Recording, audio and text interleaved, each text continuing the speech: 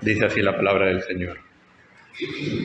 Después de estas cosas, el Señor escogió también a otros 70 y los envió de dos en dos a todas las ciudades y lugares a donde él había de ir después.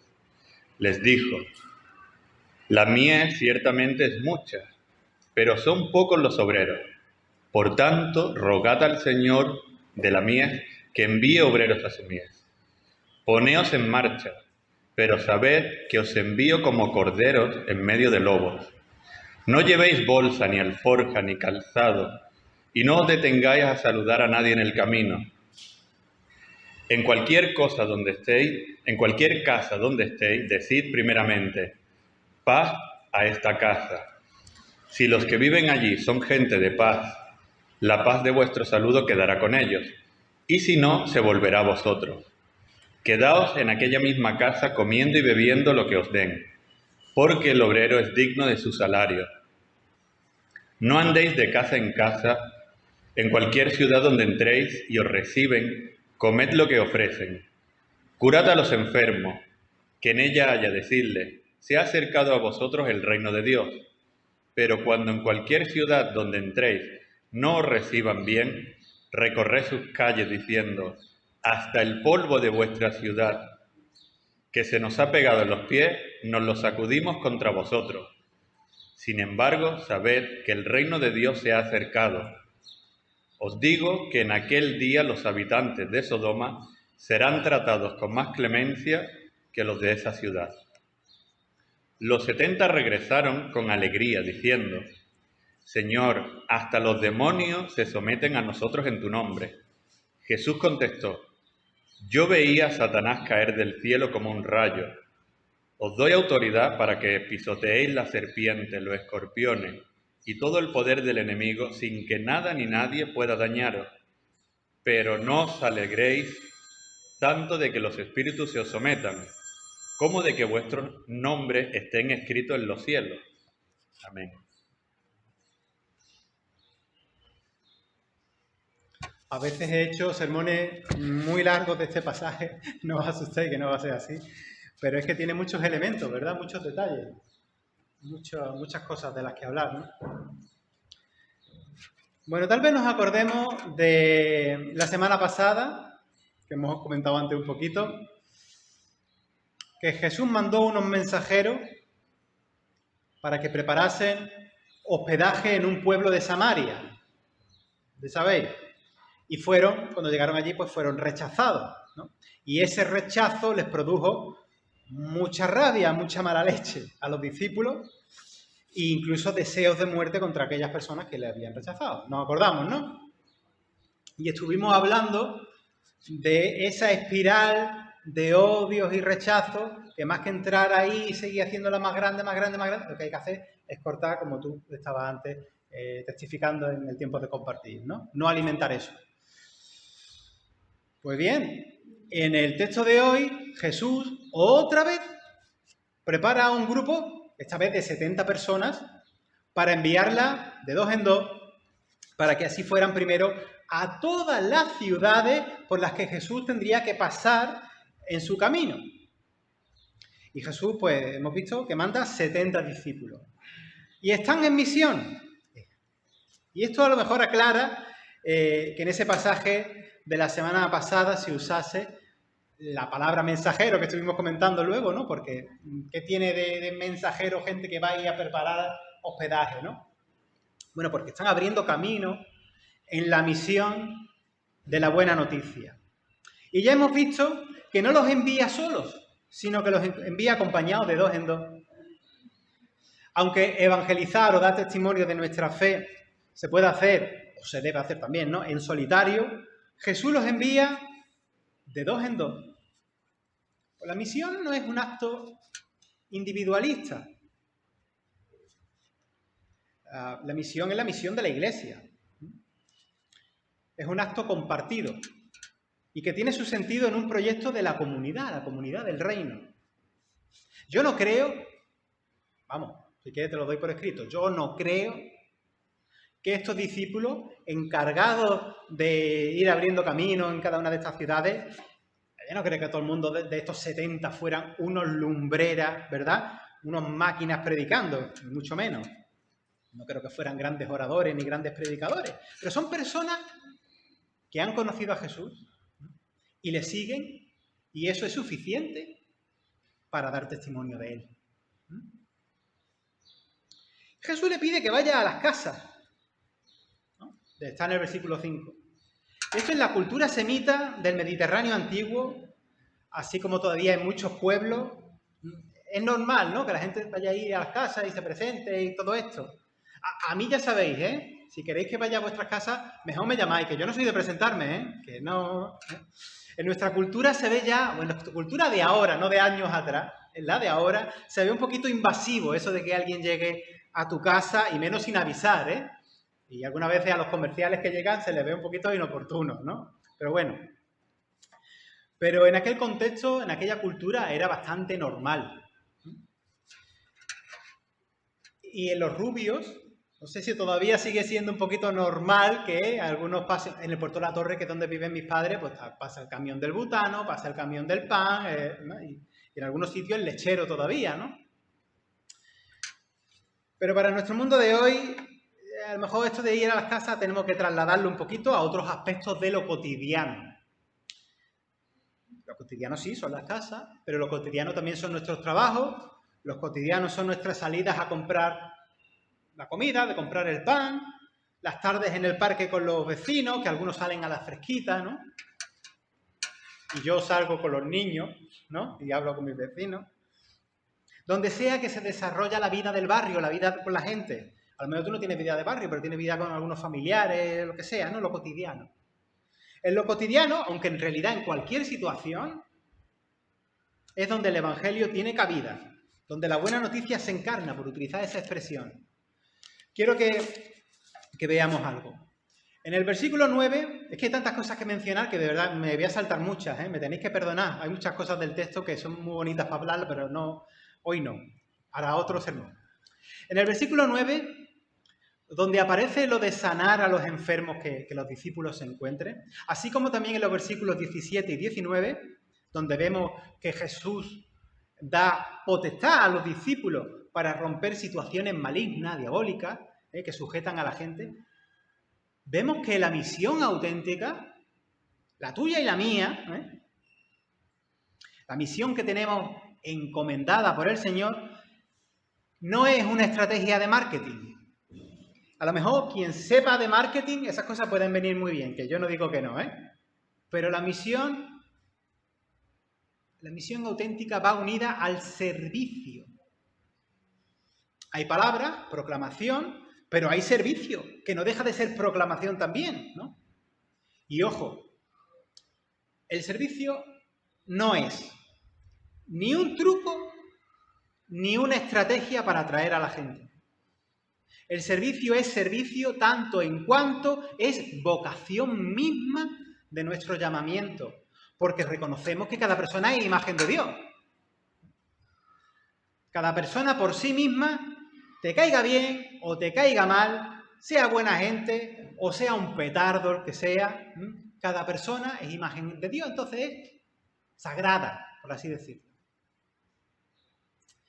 Yo quiero que también nos paremos en esa frase que dice Jesús, que es una realidad.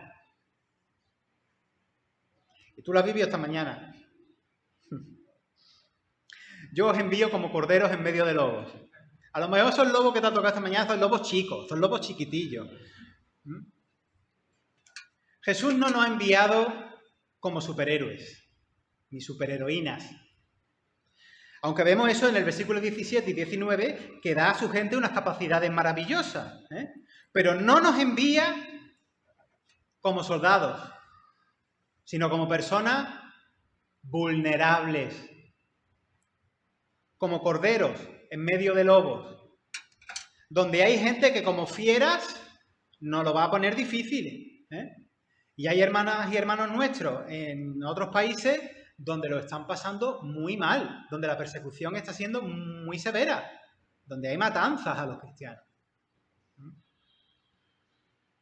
Nuestra fuerza, tanto delante del Señor como delante de la gente, vuelvo a decirlo, como tantas veces decimos, ¿no? Las cosas en el reino de Dios son al revés del reino de este mundo.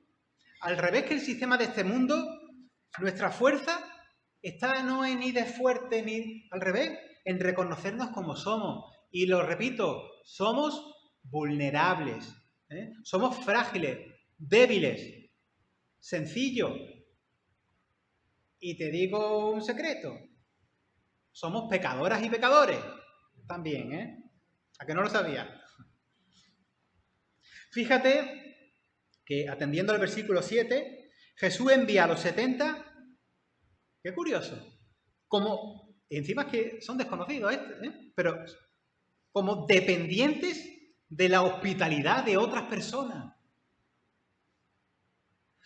Pero sin abusos de esta hospitalidad, pero dependientes de hospitalidad. Digo sin abusos porque además, algunos ya conocéis la Didaché o Didaché, que es un libro de la Iglesia primitiva, muy antiguo, creo que me parece que era del siglo II, bastante añejo el libro, donde hay un montón de consejos y recomendaciones a los cristianos, y allí una de las cosas que se dice es cuando a los misioneros, no me acuerdo si dice misioneros, dice profetas, portavoces del Evangelio, que se tienen que quedar en casa de otras personas, que no abusen, que no se queden más de 3 días en las casas del sitio donde van a ir a servir, ¿eh? Es muy interesante esto, de no abusar de esa hospitalidad ajena. Y más detalles, ¿no? Veo aquí, ¿no? Porque yo me veo reflejado. Aunque las iglesias anhelamos tener muchísimos recursos, y muchas iglesias lo tienen, y nosotros tenemos el edificio, que es un espacio maravilloso, pero, por ejemplo, dinero para eventos, ¿no? Para aquí un equipazo de vídeo, de cámara, de no sé qué, iluminación, músicos, audiovisuales, para todo esto de la misión, ¿no? Y tantas cosas que se hacen, los que tienen dinerillo hacen cosas muy chulas, ¿no? Y que hay que reconocer. Pero aquí Jesús dice, no llevéis ni bolsa, ni alforja, ni calzado, y con lo básico. Ligero, sencillo, sin fardar de nada que pueda parecer ostentoso al que no tiene. Que, ojo, no estamos hablando aquí de ir a llevar cosas a quien tiene necesidad, que eso sería otra cuestión. Dice, pero id juntos, id en dos. Id juntos porque no sois autosuficientes por vosotros mismos. Id en pareja, id en comunidad, en lo relacional, que es donde tenemos muchas veces que dar nuestro brazo a torcer. Tenemos también que compartir con el otro, donde tenemos que administrar y que en la convivencia se fortalece el espíritu, porque además cada uno somos de nuestro padre y nuestra madre. Los evangélicos, me parece que desde el siglo XVIII, yo no sé si a lo mejor ya antes se hacía, pero tenemos la costumbre, como Jesús hacía, por ejemplo, en la explanada del templo, o en el Sermón de la Montaña, o en tantos sitios que Jesús hablaba abiertamente, ¿no? Pues tenemos la costumbre, algunas denominaciones más que otras, de predicar en sitios públicos, ¿no? Al aire libre. Pero me llama la atención esta situación que aquí se refleja, que contrasta con la de la semana pasada, donde se rechaza a los discípulos. Porque es interesante esa concepción de la hospitalidad del que te recibe como umbral, vamos a decirlo poéticamente, como umbral de lo sagrado. Lo íntimo, lo familiar, el hogar, como, digo el hogar, pero también puede ser cualquier otra cosa que te permita estar en lo íntimo con la gente, ¿no? Como un lugar para compartir el Evangelio así como más transparente, ¿no? El fruto de la misión naciendo en la relación con la gente, en el encuentro el uno con el otro, de manera horizontal, como decíamos antes, donde también las personas ven que somos vulnerables, que no somos superhéroes, ¿no? Y no de un modo vertical, como que yo soy superior y vengo aquí a traerte lo que tú no tienes, imponiéndotelo o vendiéndote la moto. No es así, ¿no? Al revés. Te dejas ver como eres. Vulnerable, necesitado de hospitalidad, que tú también tienes lo tuyo, que tú también tienes tus padecimientos, como comentabas, Carmen, dice, yo a este chico que me está diciendo que me está contando, si yo no estoy como para consolarlo con todo lo que yo tengo encima, desde tu vulnerabilidad se comparte también. No tienes que ponerte la máscara de superheroína, de yo soy más fuerte, ¿no? Yo estoy un día también por lo que me está pasando. Así, así. Eso es real. Eso es auténtico. Ahí está brotando, en esa interacción, en lo sencillo, también en lo cotidiano, en el acto de acoger, de ser acogido, de escuchar y de ser escuchado. Ahí hay evangelio, ¿no?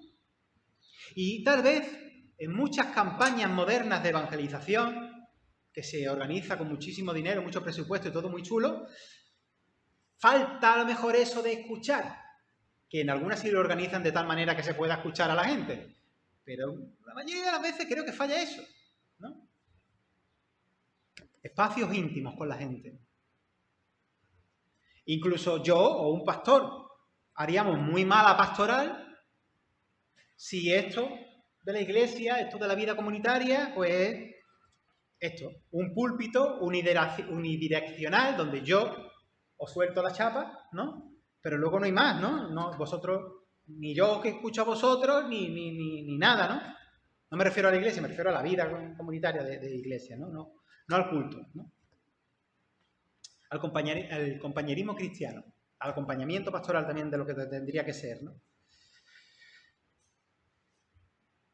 Lo que tenemos en el Evangelio de hoy es ver el reino de Dios anunciado, pues no desde un atril en una plaza pública con un megáfono o con un concierto guapísimo, con bailarines, que todo eso puede tener su sitio, pero aquí tenemos el Evangelio compartido en casas, en el compartir el pan, en el escucharse, el encontrarse directamente con las familias, escuchando, hablando, sanando heridas o dolencias, como dice el versículo 9, ¿no? Las heridas de cada uno. En el desahogo, qué importante es el desahogo, ¿eh? Ahí es donde yo creo que más misión he hecho en mi vida. Cuando alguien viene mal, lo escucha y le acompaña y esa persona se abre, y tú también te abres. Ahí hay mucha fuerza, ¿no? En la situación de cada casa, de cada familia, de cada desastre, confieso que yo soy un desastrillo, ¿eh? El Evangelio tiene palabras para tu situación, para tu vida. Y qué bonito, ¿eh? Porque cada persona es como es y cada circunstancia de cada persona es como es. Creemos que el Evangelio es una cosa estándar y en parte es así porque hay un mensaje general, por supuesto, que es lo que compartimos y tal, pero luego es que el Evangelio habla en nuestras situaciones particulares, en la tuya y en la mía, que no son la misma. Cada persona es como es, cada familia es como es, cada situación de cada casa es como es, ¿no? Y el Evangelio tiene palabras. Ya ves, ¿no? Y otra cosa con la que me quedo del pasaje es que lo espiritual no es únicamente lo que estamos haciendo nosotros aquí ahora en el acto litúrgico de la congregación. Por supuesto que lo es, ¿no? Pero, sino que también es lo que ocurre en la mesa del otro, ¿eh? En las mesas compartidas, cuando recibimos y somos recibidos y respondemos, como dice el texto, con paz.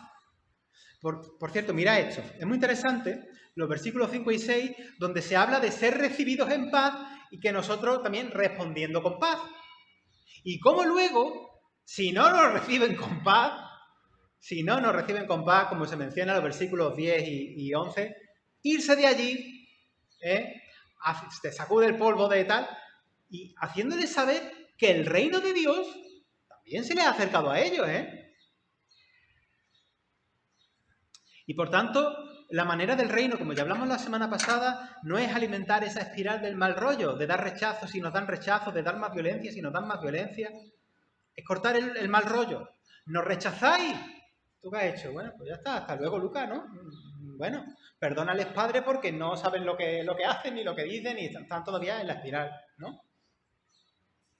Esa es la lógica del mundo y las personas, si están dentro de la espiral, están ahí, ya está. Pero sabed que el reino se os ha acercado, que es también para vosotros, que sois bienvenidos, ¿no? Que tú me estés poniendo esa mala cara y es también para vosotros. pero estáis todavía en esa manera de pensar.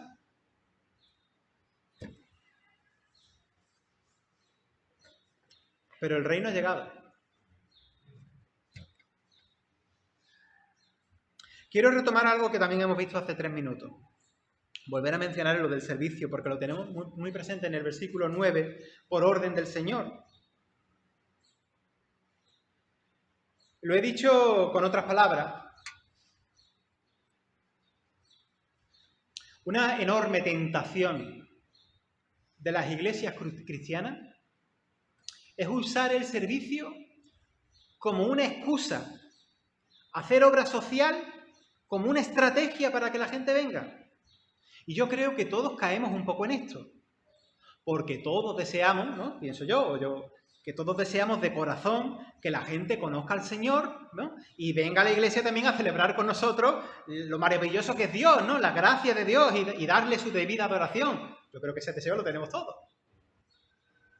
Pero no podemos hacer una separación como si una cosa fuera la predicación y otra cosa fuera el servicio. Como si solo fuera el servicio una herramienta para luego predicar. El Evangelio aquí creo que nos cambia la perspectiva. Cristo enseña que el servicio y la proclamación son conjuntamente anuncios del reino, las dos cosas. Son anuncios. Los actos mismos es anuncio. El servicio no es una cosa separada del Evangelio. No es una nota al pie de página, ni siquiera es como una herramienta aparte. La sanación, el compartir, lo que decía antes de escuchar, el ayudar, el acompañar. Eso es evangelio, eso también es mensaje, ¿o no? Cuando el marginado es acogido, o la marginada, las personas leprosas, el rechazado, el excluido, ¿no? Y todas estas personas son acogidas. Cuando la persona hambrienta es alimentada, ahí el reino de Dios se está acercando, se palpa, ¿no? Y muchas veces no estás tú pensando, aquí se está manifestando. No, tú simplemente estás actuando por coherencia con el reino, pero a lo mejor no estás ni siquiera en eso. Pero ahí se está palpando el reino. Ahí tienes un anuncio que es realidad, eso es evangelio. En fin, aquí hay mucho que pensar también y podría estar guay para una conversación en el estudio bíblico, ¿no? Luego, después de esta misión de avanzadilla de los 70, vuelven, ¿no? Estos discípulos vuelven a Jesús. Como también se hacen muchas misiones modernas, ¿no? Como para dar un informe, ¿no? De cómo ha ido esta vez, porque la vez pasada salió fea, ¿no? La vez pasada no fue bien. Y entonces vienen ahora a informar a ver cómo ha ido. Y llegan los 70 súper contentos. Dicen que hasta los demonios se les sujetaban y estaban felices por ese motivo. Y yo no sé hasta qué punto se estaban atribuyendo a sí mismo el mérito de ese poder, o a lo mejor no, pero en cualquier caso estaban dando importancia a ese poder y no a la pertenencia al reino. Es como si estuviesen señalando o festejando el método, ¿no? Haciendo fiesta por el método, pero no haciendo fiesta por aquello donde realmente apunta el método. El gozo, la alegría del reino nuevo, ¿dónde se nos incluye? Que eso es lo importante. Y digo el método, yo no sé, la verdad es que tampoco he encontrado una palabra más adecuada. No se me ocurría otra, porque normalmente en misionología los métodos suelen ser las estrategias humanas, y aquí en realidad lo que tenemos en el pasaje es otra cosa, no es estrategia humana. Pero entendedme, ¿vale? Entendedme, es que no he encontrado otra palabra mejor. Y también tendríamos que recordar algo que nos fascina a los evangélicos. La misión cristiana no es una campaña de métrica, de números. Es una vocación de pertenencia. Es saber que somos parte de un reino más grande que nuestras iniciativas, más grande que nuestras iglesias locales, más grande que nuestras denominaciones, más grande que las tradiciones eclesiales en sí mismas, ¿no? Más grande que nuestras agencias misioneras, más grande que un estilo de hacer las cosas. Y que está en marcha, ¿eh? Está en marcha. Estés tú o no estés, que yo quiero que estés. Alegraos más bien de que vuestros nombres, que vuestra alegría esté ahí, de que vuestros nombres están escritos en los cielos por la gracia de Dios. Eso es fiesta. Pura fiesta, pura alegría. El texto de Gálatas que leíste también terminaba con un versículo muy parecido a este, ahora mismo no me acuerdo. Ahí es donde está nuestra fiesta. Pues Soli Deo Gloria.